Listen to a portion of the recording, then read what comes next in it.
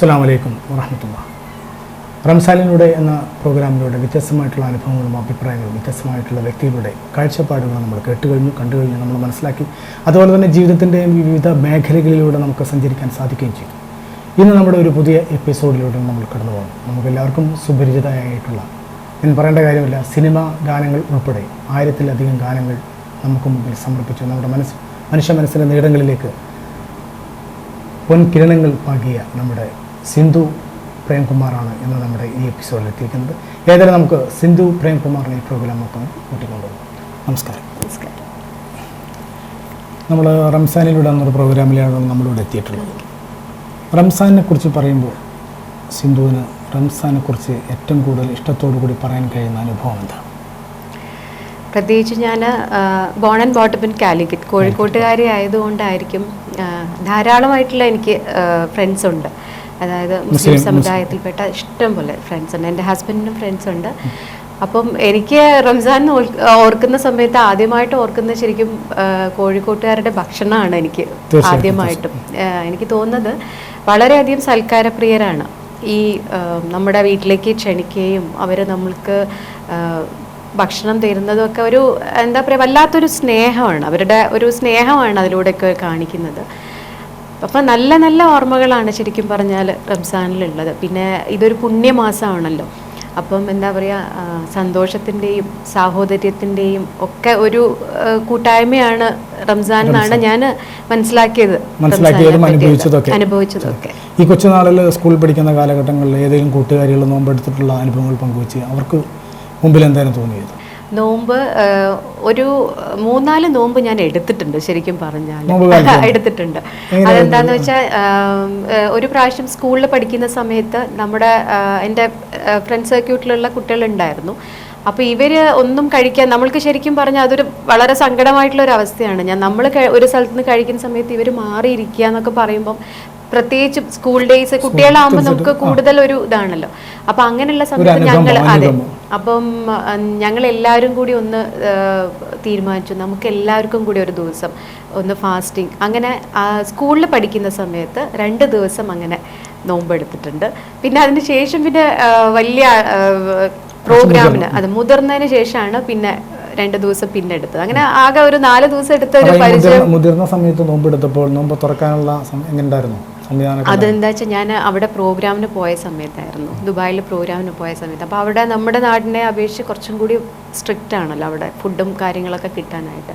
അപ്പോൾ ഇങ്ങനെ ഒരു നമ്മുടെ സ്പോൺസർ പറഞ്ഞു ഇങ്ങനെ ചെറിയ ബുദ്ധിമുട്ടുണ്ടെന്ന് പറഞ്ഞ, ഭക്ഷണത്തിൻ്റെ ബുദ്ധിമുട്ടല്ല, ഇങ്ങനെ പറഞ്ഞ സമയത്ത് നമ്മൾ ഒന്ന് ഒരു കാര്യം ചെയ്യാം, നമ്മളൊന്ന് എടുത്തു നോക്കാം, കുഴപ്പമില്ലല്ലോ. അങ്ങനെ ഞങ്ങൾ അന്ന് നോമ്പെടുത്ത് പിന്നെ ഞങ്ങളെല്ലാവരും കൂടി ഒരുമിച്ച് അന്ന് നോമ്പ് തുറ എല്ലാവരും കൂടി നമ്മളെ പ്രോഗ്രാമിന്റെ എല്ലാവരും കൂടി വളരെ സന്തോഷത്തോടു കൂടിയിട്ട്. അപ്പോൾ ഈ നോമ്പെടുക്കുക എന്ന് പറഞ്ഞപ്പോൾ തന്നെ വിശ്വാസപരമല്ലെങ്കിൽ പോലും അതിൻ്റെ അടിസ്ഥാനപരമായിട്ട് അതിൻ്റെ ചിട്ടാവട്ടങ്ങൾ പാലിച്ചിരുന്നു. ഉദാഹരണത്തിന് ഉമിനീര് മാത്രമേ ഇറക്കാറുള്ളൂ, അങ്ങനെ തന്നെയാണ് ചെയ്തത്. വേറെ വെള്ളമൊന്നും കഴിക്കാതെ തന്നെയാണ് എടുത്തിരിക്കുന്നത്. അതേപോലെ നമ്മൾ നോമ്പെടുക്കുക എന്ന് പറഞ്ഞാൽ അതാണല്ലോ ഉദ്ദേശിക്കുന്നത്. വൈകുന്നേരം വരെ. അതെ അതെ. ഒന്നും ഞങ്ങൾ ഇത് പ്രോഗ്രാമിന് പോയ സമയത്ത് ഞങ്ങൾ അവിടെ എത്തിയത് പുലച്ചയ്ക്കായിരുന്നു. അപ്പൊ ആ സമയത്ത് വെച്ചാൽ അന്ന് തൊട്ടിട്ട് തന്നെ ഞങ്ങൾ എടുത്തു. പിന്നെ ഇതേ സമയത്ത് 6 മണി നിങ്ങൾ വാങ്ങിന് ശേഷമാണല്ലോ അതെ പിന്നെ നോമ്പ് തുറക്കുന്നത്. അങ്ങനെയാണ് അതിന് ശേഷമാണ് ഞങ്ങൾ നോമ്പ് തുറക്കുന്നത്. പക്ഷെ അതൊരു എന്താ പറയാ, ഒരു വല്ലാത്തൊരു അനുഭവം തന്നെയായിരുന്നു കേട്ടോ. പക്ഷെ എനിക്ക് അറിയേണ്ടതാണ്, നമ്മുടെ പ്രേക്ഷകർക്കും അറിയാം. സിന്ധു അങ്ങനെ ഒരു നോമ്പ് എടുത്ത് കഴിഞ്ഞപ്പോൾ എന്തായിരുന്നു അനുഭവം? ഞാൻ ആകെ 2 ദിവസം, ഞാൻ പറഞ്ഞില്ല ഇപ്പം അറിവ് വലിയ ആളതിന് ശേഷം 2 ദിവസം ഞാൻ എടുത്തിട്ടുള്ളൂ. പക്ഷെ അതിന് ശരിക്കും നമുക്ക് വല്ലാത്തൊരു, ഇപ്പം ഞങ്ങളുടെ സമുദായത്തിൽ ഇപ്പം വ്രതങ്ങളൊക്കെ അനുഷ്ഠിക്കാറുണ്ട്. പക്ഷെ നമ്മൾ വല്ല പഴങ്ങളോ പാൽ അങ്ങനെയൊക്കെ കഴിച്ചിട്ടുള്ള വ്രതങ്ങൾ ഉണ്ടാവാറുണ്ട്. അപ്പം ഇങ്ങനെ ഒരു എടുത്ത സമയത്ത് ശരിക്കും എനിക്ക് തോന്നുന്നത് വല്ല മനസ്സിനും മാനസികമായിട്ടും ശാരീരികമായിട്ടൊക്കെ ഒരു ഫ്രഷ്നെസ് കുറച്ച് ബുദ്ധിമുട്ടുണ്ടായിരുന്നു. എന്താ വെച്ചാൽ ആദ്യമായിട്ട് എടുക്കില്ല, അങ്ങനെ ഭക്ഷണം കഴിക്കാതെ ഒന്നും ഇരിക്കാറില്ലല്ലോ. അതെ, തലകറക്കമല്ല, ഒരു അസ്വസ്ഥത, നമുക്ക് എന്തെങ്കിലുമൊക്കെ കഴിക്കാനുള്ള ഒരു തോന്നലും. പിന്നെ എല്ലാരും കൂടി ആയ സമയത്ത് നമ്മൾ അതിൽ അങ്ങോട്ട് ഇല്ലില്ല, അത് പ്രത്യേകം പറഞ്ഞിരുന്നു നമ്മുടെ ഫ്രണ്ട്സ് സൂചിപ്പിച്ചിരുന്നു. എന്താ വെച്ചാൽ നമ്മൾ തുറക്കുന്ന സമയത്ത് കൂടുതലായിട്ട് അധികം, പിന്നെ എനിക്കും തോന്നി അങ്ങനെ നമ്മൾക്ക് ഒരു നോമ്പ് തുറന്നു കഴിഞ്ഞാൽ അങ്ങനെ ആർത്തിയോടെ ഒന്നും കഴിക്കാനായിട്ട് സാധിക്കും. ഏതായാലും നമുക്ക് ചെറിയ ബ്രേക്കിന് ശേഷം വീണ്ടും നമുക്ക് തിരിച്ചു വരാം. വീണ്ടും നമ്മൾ തിരിച്ചു വന്നിരിക്കുകയാണ്. നമുക്ക് സിന്ധു ഏകദേശം മൊത്തത്തിൽ ഒരു 1000-ൽ കൂടുതൽ ഗാനങ്ങൾ പാടിയിട്ടുണ്ട്, സിനിമയിലും പാടിയിട്ടുണ്ട്. ഭൂതക്കണ്ണാടിയാണെന്ന് തോന്നുന്നു എൻ്റെ ഓർമ്മയിൽ ആദ്യ സിനിമയിലെ ഗാനം എന്ന് തോന്നുന്നു അല്ലേ? ഫിലിം സോങ് ഭൂതക്കണ്ണാടിയാണ് പാടിയിരിക്കുന്നത്. പിന്നെ ഒരുപാട് ഇപ്പോൾ നമ്മുടെ ജഡ്ജിയായിട്ട് മൈലാഞ്ചി ഏഷ്യനെറ്റിലെ പാനലിൽ വന്നിട്ടുണ്ട് അല്ലേ? അപ്പോൾ ഈ മറ്റുള്ള മുസ്ലിം ഭക്തി ഗാനങ്ങൾ, മാപ്പിള ഗാനങ്ങളൊക്കെ പാടിയിട്ടില്ല ഒരുപാട്? ധാരാളം പാടിയിട്ടുണ്ട്. എനിക്ക് തോന്നുന്നത് എൻ്റെ ഞാൻ കാസറ്റിലൂടെയാണ് ആദ്യമായിട്ട് ഈ സംഗീത രംഗത്തേക്ക് വന്നത്. അപ്പം എൻ്റെ രണ്ടാമത്തെ വർക്ക് ജല്ല ജലാൽ എന്ന് പറഞ്ഞിട്ട് മാർക്കോസ് ചേട്ടൻ്റെ കൂടെയുള്ള ഒരു വർക്കാണ് ഞാൻ ആദ്യമായിട്ട് ജല്ല ജലാലിലല്ല, ഞാൻ ബാപ്പു വെള്ളിപ്പറമ്പ് സംഗീത സംവിധാനം ലിറിക്സും എഴുതിയ ബാപ്പുക്ക ശരിക്കും എഴുത്തുകാരനാണ്. ബാപ്പുക്ക സംഗീതം കൂടി ചെയ്തിരിക്കുന്ന വളരെ ഹിറ്റായിട്ടുള്ള ഒരു പാട്ടുണ്ട്. അത്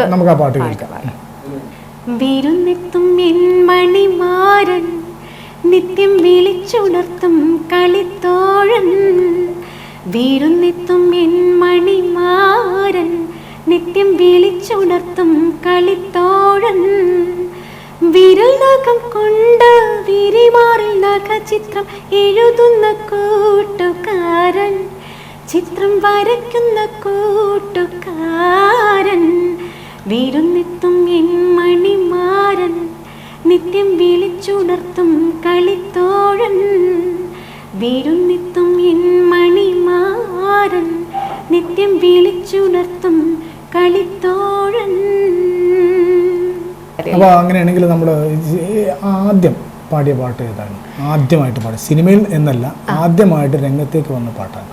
ആദ്യം പാടിയ പാട്ടെന്ന് പറഞ്ഞാൽ പ്രൊഫഷണലി പാടിയ പാട്ടാണ്. എന്താ വെച്ചാൽ ഞാൻ 4th തൊട്ടിട്ട് ക്ലാസിക്കൽ പഠിക്കുന്നുണ്ട്. പിന്നെ ഈ ചെറിയ ക്ലാസ്സുകളിലൊക്കെ പഠിക്കുന്ന സമയങ്ങളിൽ കോമ്പറ്റീഷൻ, അന്ന് നമുക്ക് ഇങ്ങനത്തെ മീഡിയ പബ്ലിസിറ്റി ഒന്നും ഇല്ലല്ലോ. അപ്പം നമ്മൾ കൂടുതലായിട്ട് ഞങ്ങളുടെ സമയങ്ങളിൽ കൂടുതലായിട്ട് ഉണ്ടായിരുന്നത് ഇങ്ങനത്തെ കോമ്പറ്റീഷൻസും കാര്യങ്ങളൊക്കെ ആയിരുന്നു.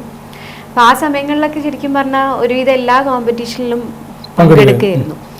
പിന്നെ നമ്മുടെ ബാലജനസഖ്യം, മനോരമ ബാലജനസഖ്യത്തിലൊക്കെ സ്ഥിരമായിട്ടുള്ള ഒരു എന്താ പറയാ, അന്ന് അങ്ങനെയല്ല, കലാതിലകൊക്കെ ആയിരുന്നു. ഞാൻ ഇവിടെ സേവക് എന്ന് പറഞ്ഞിട്ടുള്ള ഒരു സഖ്യത്തിൽ അംഗമായിരുന്നു. അപ്പം അവിടുന്ന് അതിലെല്ലാ കോമ്പറ്റീഷൻസിലും പദ്യം, അങ്ങനത്തെ ഗ്രൂപ്പ് സോങ്സ്, അങ്ങനെ മ്യൂസിക് സംബന്ധമായിട്ടുള്ള ക്ലാസിക്കൽ മ്യൂസിക്സ്, അങ്ങനെ എല്ലാത്തിലും പങ്കെടുക്കായിരുന്നു.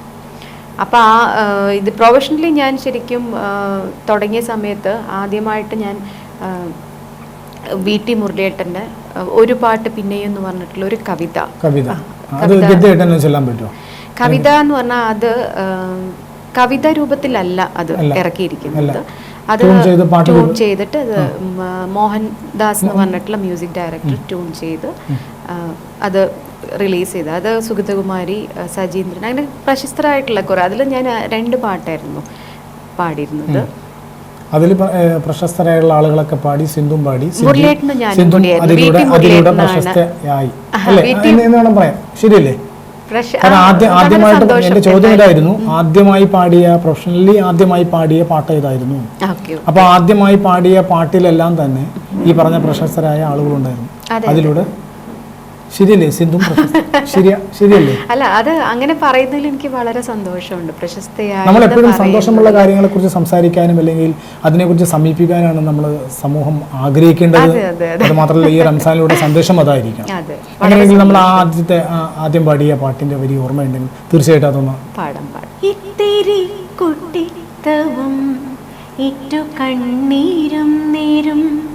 ചെപ്പിലെ കുറിക്കൂട്ടായി മനസ്സിൽ ചാലിക്കുക, ഇത്തിരി കുട്ടിത്തവും ഏറ്റു കണ്ണീരും നേരും.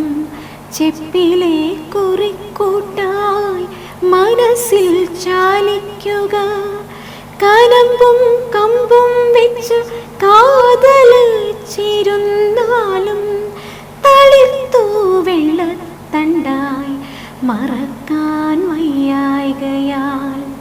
ഇത്തിരി കുട്ടിത്തവും കണ്ണീരും നേരും ചെപ്പിലെ കുറിക്കൂട്ടാൻ മനസ്സിൽ ചാലിക്കുക. ഈ വരികളിൽ തന്നെ ഒരുപാട് കുട്ടിത്തമുണ്ട്. സിന്ധു പാടുമ്പോഴും ആ കുട്ടിത്തം ഇപ്പോഴുമുണ്ട്. ഞാൻ ആലോചിക്കുന്നത് ഇതാദ്യമായി പാടിയ പാട്ടാണല്ലോ, അത് എത്ര പ്രായമുണ്ടോ? അത് പറയണോ? അല്ല, ഇപ്പോഴത്തെ പ്രായമല്ല നമുക്കറിയേണ്ടത്. ഞാൻ പ്രൊഫഷണലി ഞാൻ വരുന്നത് ഇതിലേക്ക് വരുന്നത് ഒരു 19 ഇയേഴ്സിലേക്കാണ്, അതായത് പ്രൊഫഷണലി വരുന്നത് കേട്ടോ. ഈ പാട്ട് പാടുമ്പോൾ എത്ര പ്രായം ഉണ്ടാവും? 19 വയസ്സിലാണ് ഞാൻ ഇത് പാടിയിരിക്കുന്നത്. 19 വയസ്സിൽ നല്ല കുട്ടിത്തോടു കൂടി ഒരു നല്ലൊരു പാട്ട് പാടാൻ കഴിയും. അത് നല്ല ഇത് എന്താന്ന് വെച്ചാൽ മുരളിയേട്ടൻ, ഞാൻ ഓൾ ഇന്ത്യ റേഡിയോയിൽ ഹൈ ഗ്രേഡ് ആർട്ടിസ്റ്റാണ്. അപ്പോൾ ഞാനിങ്ങനെ പാടാൻ പോയ സമയത്താണ് വി ടി മുരളിയേട്ടൻ എൻ്റെ പാട്ട് കേട്ടിരുന്നു. അപ്പോൾ അന്ന് നമ്മുടെ വോയിസ്, അപ്പം വി ടി മുരളിയേട്ടൻ ഇങ്ങനെ ഒരു കാസറ്റിലേക്ക് പാടാൻ പറ്റിയ കുട്ടികൾ ആരാ ഉള്ളതെന്ന് പറഞ്ഞിട്ട് ഇങ്ങനെ സെർച്ച് ചെയ്തുകൊണ്ടിരിക്കുന്ന സമയമായിരുന്നു. അപ്പോഴാണ് ചേട്ടൻ എന്നെ വിളിച്ച്, അപ്പോഴാണ് സിന്ധുക്കുട്ടിനെ കിട്ടിയത്. അതെ, പാടുന്നത്. അപ്പം അത് പറഞ്ഞ ഷൗക്കത്തിലി പറഞ്ഞ മാതിരി അത് വല്ലാത്തൊരു നമ്മുടെ ആദ്യത്തെ ആ ഒരു തുടക്കം ഒരു ഭാഗ്യമായിട്ട് തന്നെയാണ്. തീർച്ചയായിട്ടും. കാരണം വലിയ ഒരു പാനലിന്റെ കൂടെയാണ് നമുക്ക് വലിയ ആളുകളുടെ കൂടെ നല്ല ധൈര്യത്തിലൂടെയാണ് പോയത്. ഇല്ലല്ല, അയ്യോ ധൈര്യം ഇല്ല കേട്ടോ, വളരെ പേടിയോട് കൂടിയിട്ടാണ് പോയത്. അതായത് പേടിന്ന് പറഞ്ഞാൽ പാട്ട് കഴിഞ്ഞപ്പോൾ എന്ത് തോന്നി? പാട്ട് കഴിഞ്ഞപ്പോൾ മുരളിയേട്ടനൊക്കെ വലിയ ഇഷ്ടപ്പെട്ടു പാട്ട്. പക്ഷെ എനിക്ക് എന്താന്ന് വെച്ചാൽ അന്ന് നമ്മുടെ സ്റ്റുഡിയോയിലുള്ള ഒരു അനുഭവമൊക്കെ വളരെ കുറവാണ്. ഓൾ ഇന്ത്യ റേഡിയോയിലാണ് ഞാൻ ഇതിന് മുമ്പായിട്ട് ശരിക്കും ഒരു സ്റ്റുഡിയോയിൽ പോയിട്ട് പാടുന്നത്. അവിടെ നമുക്ക് ഹെഡ്ഫോൺ ഒന്നുമില്ല, ലൈവായിട്ട് നമ്മൾ ലൈവല്ല, റെക്കോർഡിങ് ലൈവാണ്, പിന്നെ അത് ടെലികാസ്റ്റ് ചെയ്യാണല്ലോ ചെയ്യുന്നത്. സ്റ്റുഡിയോയിൽ പോയപ്പം എനിക്ക് ഈ ഹെഡ്ഫോണൊക്കെ വെച്ച് എന്തോ ഒരു സാധനമൊക്കെ വെച്ച മാതിരിയായിരുന്നു ശരിക്കും ആ സമയത്ത്. പേടിയായിരുന്നു. അപ്പം ആദ്യം ഒന്നും എനിക്ക് ഹെഡ്ഫോൺ വെച്ചിട്ട് അതെ അതെ ഒന്നും അറിയില്ലല്ലോ നമ്മൾ. ഫസ്റ്റ് അത് ആദ്യത്തെ അനുഭവമാണല്ലോ.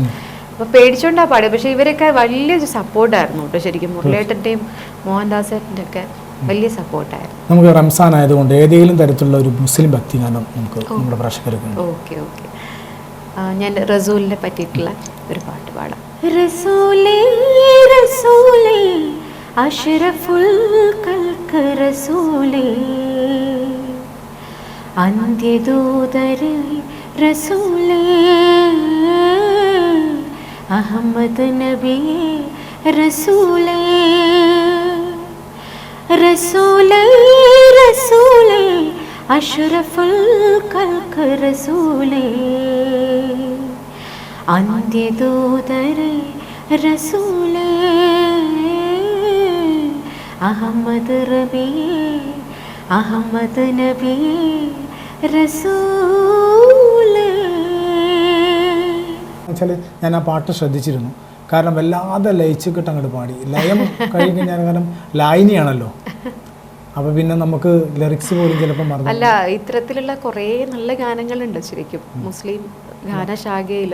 കുറേ നല്ല പാട്ട് ഈ തെരഞ്ഞെടുത്ത നമ്മളെ ഇപ്പം ഈ പറഞ്ഞ പോലെ തെരഞ്ഞെടുത്ത ഈ റംസാനിലൂടെ എന്ന പ്രോഗ്രാമിലൂടെ നമുക്ക് പാടി ജനങ്ങളുടെ മുമ്പിൽ പ്രേക്ഷകർക്ക് സിന്ധുവിൻ്റെ ആ പാട്ട് കേൾക്കുന്നവർക്ക് ആനന്ദത്തിലേക്ക് ഒന്നും കൂടെ നയിക്കാൻ വേണ്ടി ഏത് പാട്ടാ കഴിയുക?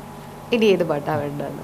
റസൂലേ റസൂലേ അഷ്റഫുൽ ഖൽഖ് റസൂലേ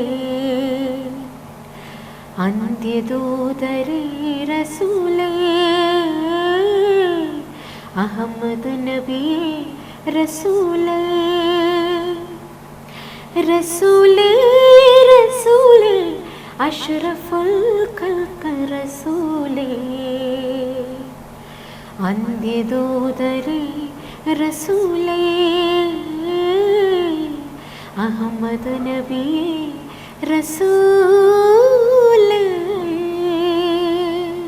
മാണിക്യമലരായ പൂവ് മഹദിയാം ഖദീജ ബീവി മക്ക എന്ന പുണ്യനാട്ടിൽ വിലസിടും നാരീ വിലസിടും നാരീ.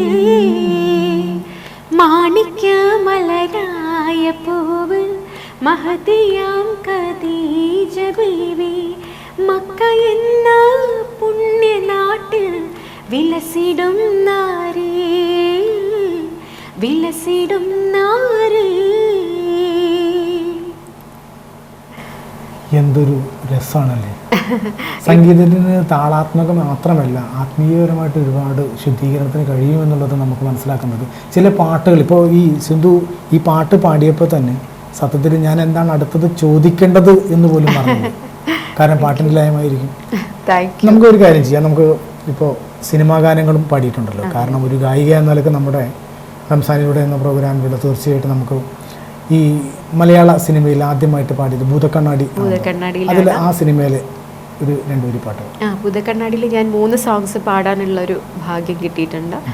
ആദ്യം വിദ്യാരൻ സാറിൻ്റെ കൂടെ ഒരു ഡ്യുവറ്റാണ്, അതൊരു പുള്ളേൺസ് പാട്ടായിരുന്നു. ജോൺസൺ മാഷാണ് സംഗീതം ചെയ്തിരിക്കുന്നത്. പിന്നെ ശ്രീലക്ഷ്മി പാടിയിരിക്കുന്ന ശ്രീലക്ഷ്മിയുടെ ഒരു സോളോ സോങ്. പിന്നെ കാവ്യയ്ക്ക് വേണ്ടിയിട്ടാണ് ആദ്യമായിട്ട് ഞാൻ എൻ്റെ വോയിസ് കൊടുത്തിരിക്കുന്നത്. കാവ്യ അന്ന് ചെറിയ കുട്ടിയാണ് ഈ പിക്ചറിൽ. അതിൽ ആ പാട്ട് പാടാം. തലചായ്ക്കാനൊരു താഴ്വാരം, നീലാകാശം മണിമേട, ഋതുമതിരാവിന് ഞൊറിഞ്ഞൊടുക്കാൻ നല്ല വെണ്ണിലാക്കോടിയും മിന്നും താലിയും.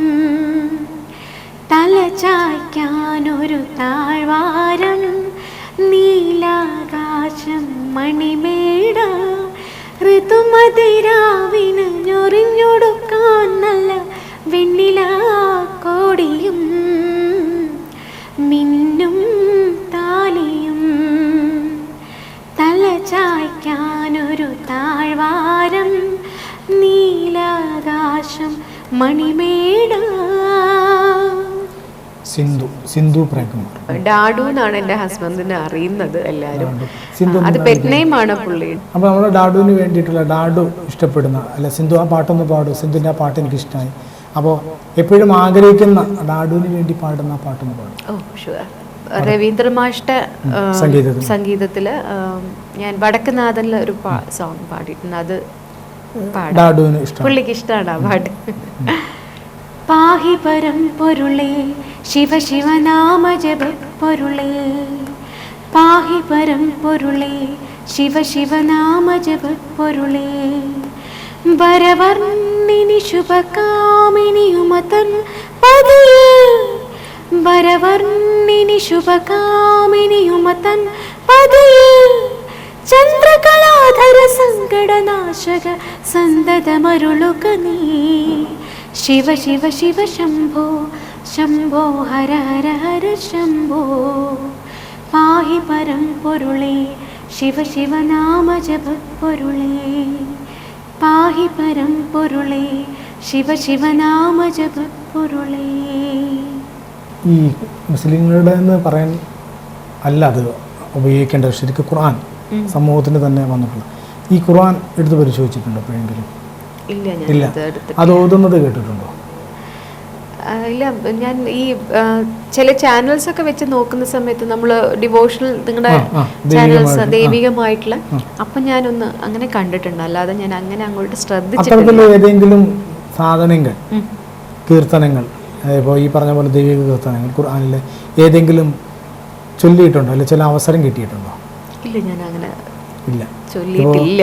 ഇപ്പോൾ ദാസേട്ടനൊക്കെ പോലെ ദാസേട്ടനൊക്കെ പാടുന്ന പാട്ടുകളൊക്കെ നമുക്ക് ഏറെക്കുറെ ഒരുപാട് അറബ് വാക്കുകൾ നമ്മുടെ പാട്ടുകളിലും വന്നിട്ടുണ്ട് കേട്ടോ. കുറേ അറബ് വാക്കുകൾ ഉൾപ്പെടാറുണ്ട്.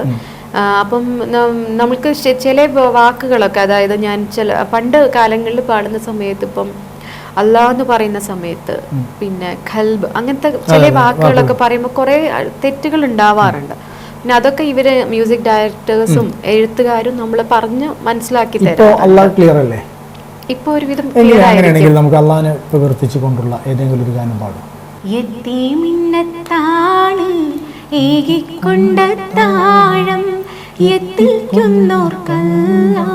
വർഷിക്കും സഹായം മുത്ത് റസൂലിന്റെ മൊഴികളറിഞ്ഞുള്ള മുത്തഖികൾക്കാണ് സ്വർഗത്തിൽ താഴം, യതീമിന്നത്താണ് ഏകിക്കൊണ്ട താഴം, എത്തിക്കുന്നോർക്കല്ല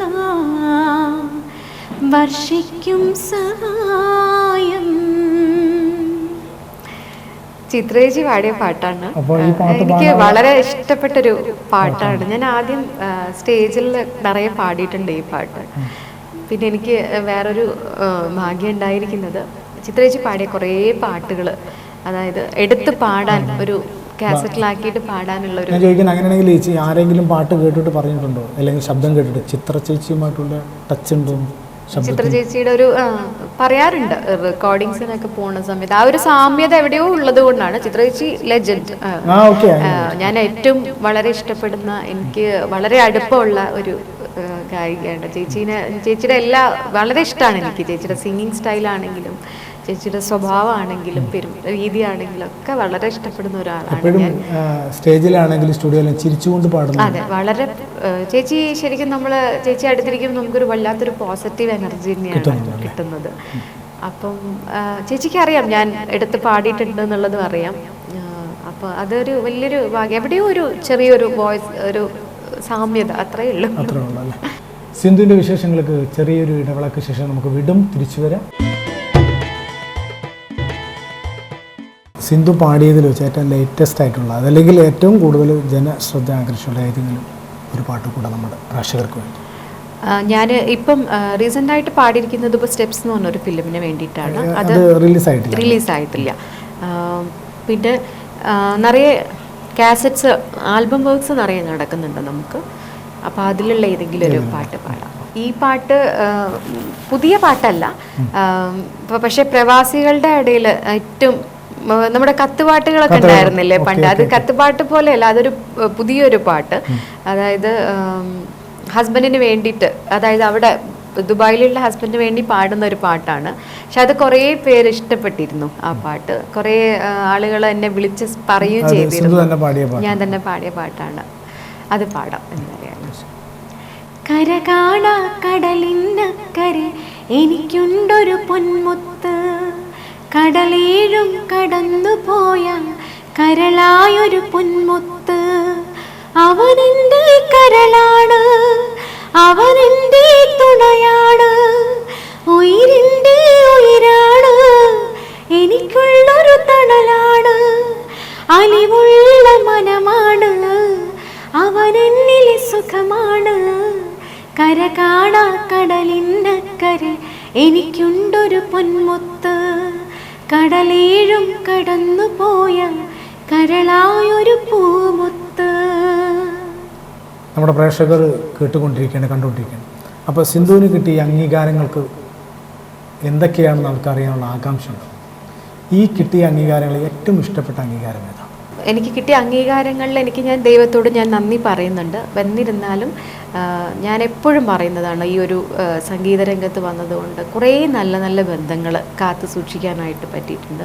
പിന്നെ അവരുടെ ഒരു സ്നേഹം, നമ്മളോട് കാണിക്കുന്ന ഒരു സ്നേഹം, ശരിക്കും പറഞ്ഞാൽ ഞാൻ ആദ്യം കുറേ വർക്കുകൾ ചെയ്തിട്ടുണ്ടെങ്കിലും ഇപ്പം മൈലാഞ്ചി പോലുള്ള ഇങ്ങനത്തെ ഏഷ്യനെറ്റിൻ്റെ ഷോസൊക്കെ ചെയ്ത സമയത്ത് വിഷ്വലിലൂടെ, അതായത് നമ്മളെ നേരിട്ട് കാണാനുള്ള, അപ്പം അവരുടെ വീട്ടിലുള്ള ഒരു കുട്ടി ഇപ്പോൾ എവിടെ പ്രോഗ്രാമിന് പോയി കഴിഞ്ഞാലും വീട്ടിലൊരു അംഗത്തെ പോലെയാണ് പലവരും എന്നടുത്ത് പെരുമാറിയിരിക്കുന്നത്. പിന്നെ കുറേ വർഷങ്ങളായിട്ട് ഇപ്പം വലിയ പെരുന്നാളാണെങ്കിലും ചെറിയ പെരുന്നാളിനൊക്കെ സ്ഥിരമായിട്ട് പ്രോഗ്രാമിന് പോകാനുള്ള ഒരു ഭാഗ്യം കിട്ടിയിട്ടുണ്ട്.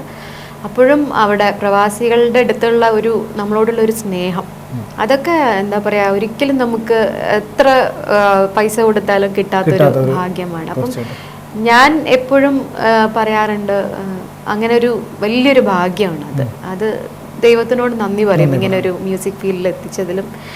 പിന്നെ എൻ്റെ ഫാമിലിനോട് എനിക്ക് വളരെയധികം നന്ദിയുണ്ട്. എന്താ വെച്ചാൽ ഞാൻ ചെറുപ്പത്തിൽ തന്നെ മ്യൂസിക്കാണ് താല്പര്യം എന്ന് കണ്ടിട്ട് ആദ്യം തന്നെ പാരൻസും എൻ്റെ കുടുംബാംഗങ്ങളൊക്കെ അതിനോട് അവർ കൂടുതൽ എന്നെ പ്രോത്സാഹിപ്പിക്കുകയും പിന്നെ അതിൽ തന്നെയാണ് ഞാൻ മ്യൂസിക്കിൽ തന്നെയാണ് ഡിഗ്രി എടുത്തതും.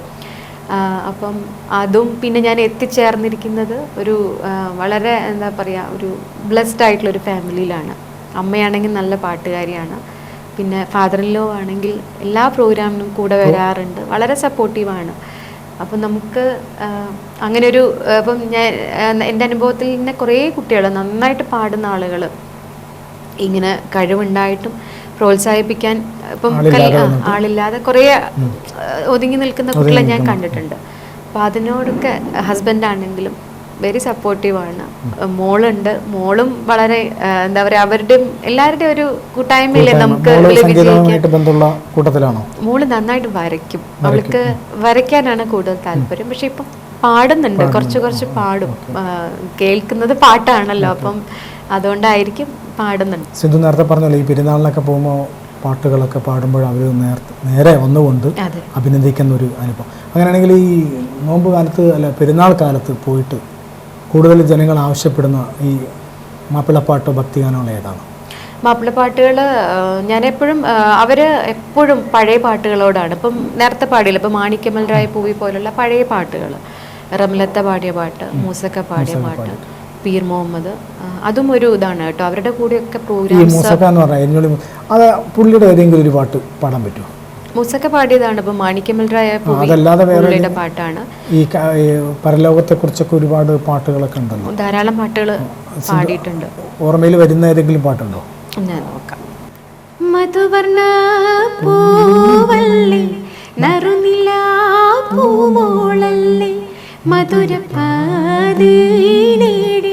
ലങ്കി മാറിയുന്നോളെ ലങ്കി മാറിയുന്നോളെ ലങ്കി മാറിയുന്നോളെ ലങ്കി മാറിയുന്നോളെ ലങ്കി മാറിയുന്നോളെ മധുവർണ്ണ പൂവല്ലേ നറുനിലാ പൂമോളല്ലേ മധുരപാതീനേഴിൽ ലങ്കി മാറിയുന്നോളെ ലങ്കി മാറിയുന്നോളെ ലങ്കി മാറിയുന്നോളെ ലങ്കി മാറിയുന്നോളെ ലങ്കി മാറിയുന്നോളെ.